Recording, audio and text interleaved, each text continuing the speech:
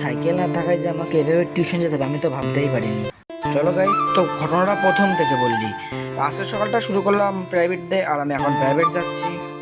Cycle খারাপ হয়ে গেছে বলে আজকে আছে টোটো নিয়ে, আর মনে হয় টোটো নিয়ে প্রাইভেটে গেলে রোলাটা বেড়ে যাবে আমার। আর বলতে বলতে গোবরাপুরির বাজার চলে এসেছি। তো দেখো সকাল সকাল গোবরাপুরির বাজারে খুব কম লোকজন আছে। এটা কারা ভোতা বাজার আর বাগদা থেকে বনগা পর্যন্ত যারা আমার ভিডিও দেখো তারা একটু কমেন্ট করে বলবে। বলতে বলতে টিউশনের সামনে চলে এসেছি, আর এটা আমাদের গারাবোতা সরস্বতী শিক্ষা নিকেতন। টিউশনে ছুটে গেছে তাই বাড়ির দিকে যাচ্ছি। চলো বাড়ির দিকে যাই। বাড়ি চলে এসেছি। বাড়ি এসে বাবা বললো ধান ভাঙাতে যেতে হবে, তাই ধান ভাঙাতে যাচ্ছি। আর দেখো টোটোয় মাল তুলে দিয়েছি, চলো। আর গাইস টোটোয় উঠে পড়েছি, চলো। আর দেখো এটা আমাদের এখানকার ভাইরাল রাস্তা, তোমরা অনেকে হয়তো অনেক ভিডিওতে এই রাস্তাটা দেখে থাকবে। আর গাইস এই রাস্তায় তোমাদেরকে এমন একটা জিনিস দেখাবো যেটা হয়তো অন্য কেউ তোমাদেরকে দেখায়নি। সামনে যে ব্রিজটা দেখতে পাচ্ছ সেই ব্রিজের নিচে দিয়ে যে খালটা বয়ে গেছে, সেই খালটা আমাদের ইছামতির খাল।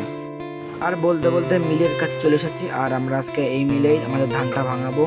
দেখো গাইস মেশিনে ধান ঢালা হয়েছে আর ধানটা নিচে যাচ্ছে। সেই ধান আবার টিনের বাক্সই করে আবার আমাদের এখানে বস্তায় ভরতে হয়। আর তোমরা আমার অবস্থা থেকে বুঝেই ফেলেছো যে ধান ভাঙানো কমপ্লিট। তো বাড়ির দিকে যাবো, চলো। আর বাড়ি যাচ্ছে। আর দেখো এটা আমাদের মুড়িঘাটের বাজার, আর মুড়িঘাটের বাজার দিয়ে আমরা আমাদের বাড়িতে যাব। আর অমিন্দেও যাওয়া যেতে পারে, কিন্তু আমার সময় অমিন্দে যায়নি ফকির বাগান দিয়ে, আমরা যাবো এবারে মুড়িঘাটের বাজার দিয়ে, চলো। আর বাড়ি এসে কুলপি খাচ্ছে। আর এই হাড় ভাঙা খাটনুতে একটা কুলপি খেলে মনটা শান্তি হয়ে যাবে। আর বিকেলবেলা ছিল টিউশনি, তো টিউশনে যাচ্ছি। আমাকে কেমন লাগছে কমেন্টে বলবে। তোমরা হয়তো জায়গাটা দেখে বুঝে ফেলেছো যে এটা কোন জায়গা। হ্যাঁ, তোমাদেরকে বলে রাখি যে এটা আমাদের কেউটিপাড়া সিজন টিউশন।